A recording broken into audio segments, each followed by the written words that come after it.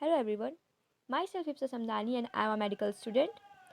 Today we will discuss about carbohydrates. Okay, so carbohydrates are basically a biomolecules which mainly provide us energy and are essential for the maintenance of life. Now here biomolecules are the complex lifeless organic substances which forms the basis of life and are responsible for our growth. Get that? This is all about carbohydrates. Now here is a basic definition of carbohydrates which will help you in understanding the role of the carbohydrate. Carbohydrates are naturally occurring organic compounds of carbon, hydrogen, and oxygen. Carbohydrates are polyhydroxyaldehyde or polyhydroxyketone, okay, or large polymeric molecules on which hydrolysis yields polyhydroxyaldehyde and polyhydroxyketones. It may be concluded that carbohydrates are not the hydrates of carbon. Okay, it is the main point to remember that carbohydrates are not the hydrates of carbon. Now the next topic is classifications of carbohydrates. Now here in these classifications, they are mainly based on the basis of taste and their reducing behavior.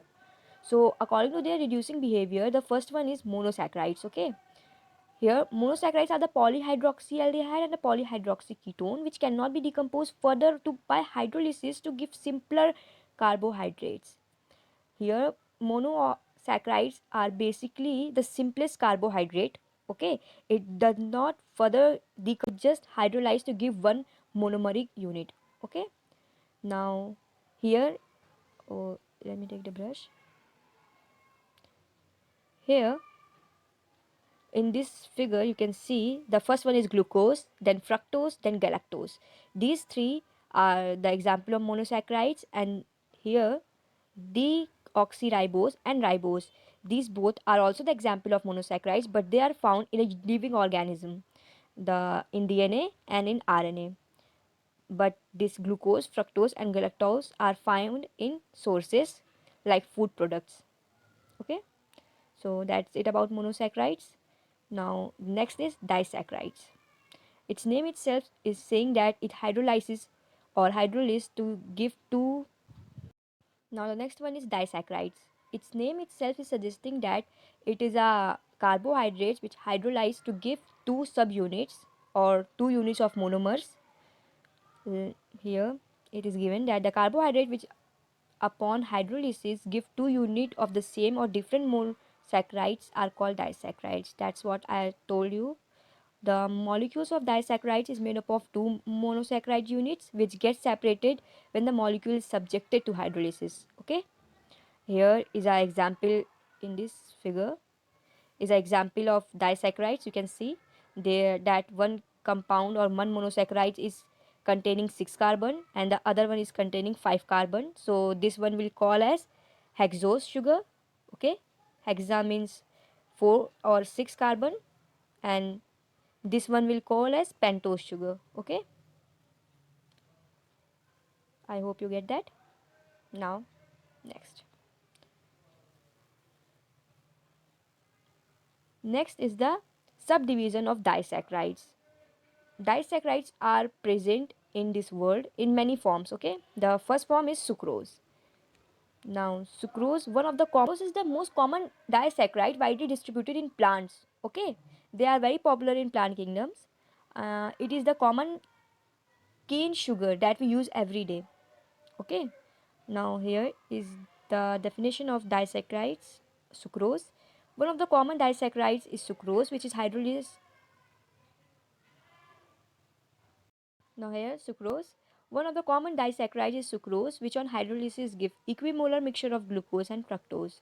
These two monosaccharides are held together by glycosidic bond, okay, between the alpha glucose and the beta fructose. Main thing to remember here is this, that the glycosidic bond is present between the alpha glucose and the beta fructose. Since the reducing group of glucose and fructose are involved in the glycosidic bond, so they will call as non-reducing sugar. Okay, you get the meaning of non-reducing sugar. Here in this figure you can see that the glucose, this one is glucose and this one is fructose, because fructose is a pentose sugar and glucose is a hexose sugar. It contains 6 carbon and fructose contains only 5 carbons. Here in this bond is called glycosidic bond. Okay, the aldehyde group is involved in this bond, and here from fructose the aldehyde group is also involved in this bond.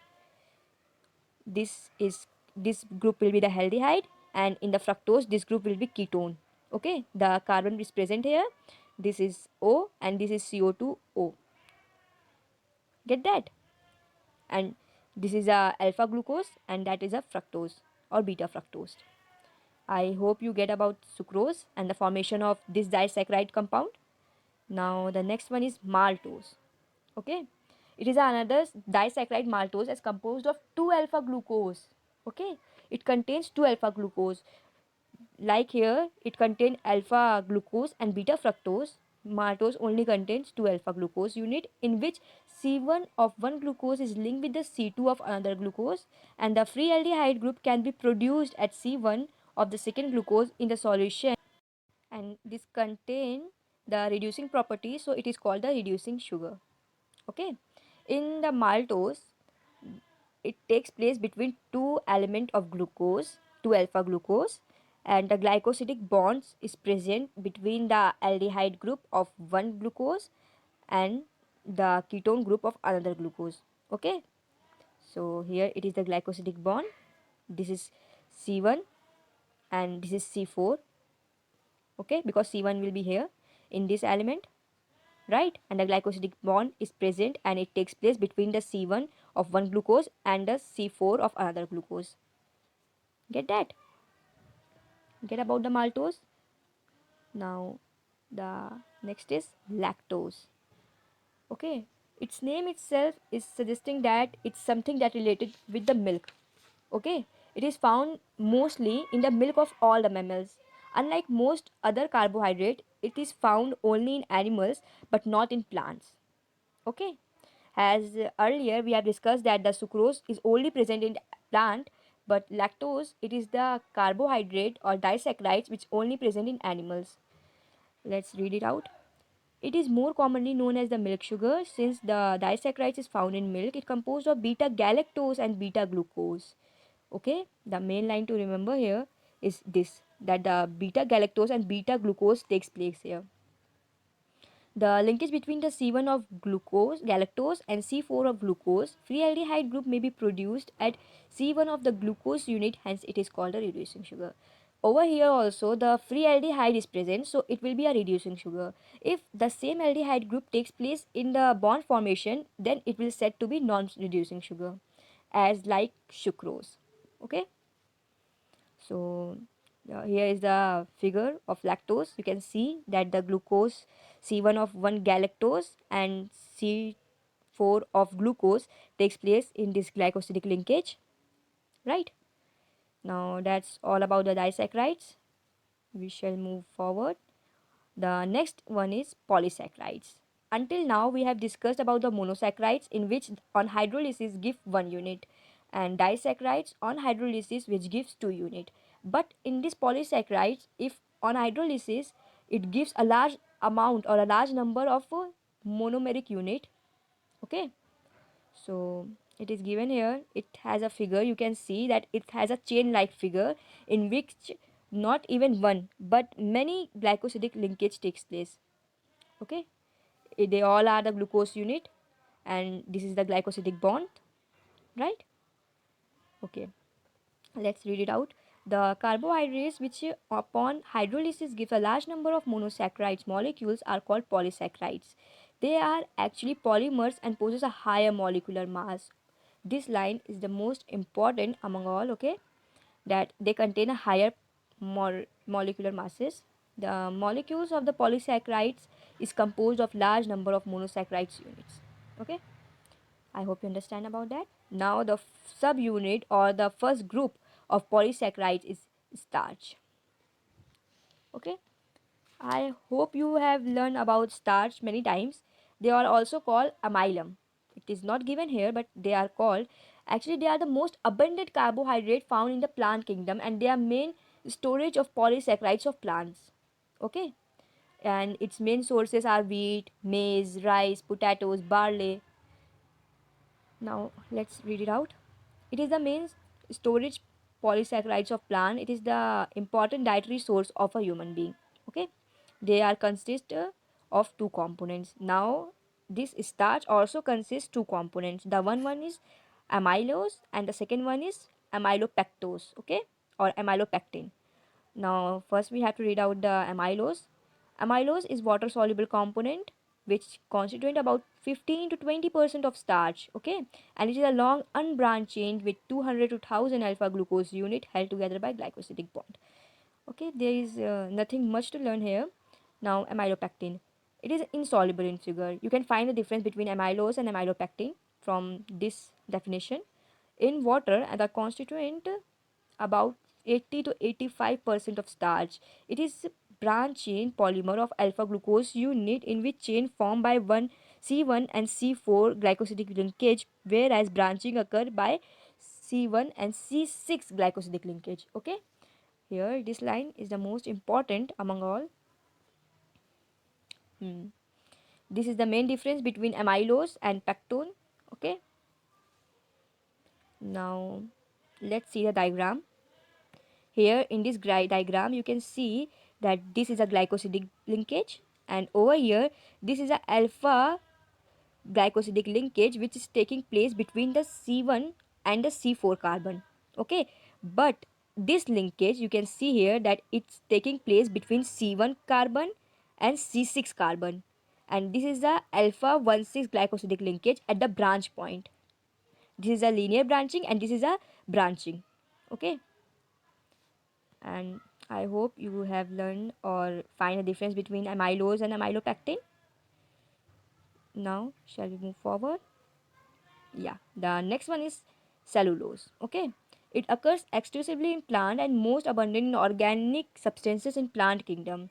It is predominantly constituent of the cell wall of the plant cell. Oh, that you have learned in the cell chapters of biology. Okay, cellulose is the straight chain. There is composed of only beta glucose unit which are joined by glycosidic linkage between C1 of one glucose unit with the C4 of the next glucose unit. Okay, each glycosidic bond takes place between beta glucose and beta glucose. Two beta glucose takes place in this glycosidic linkage.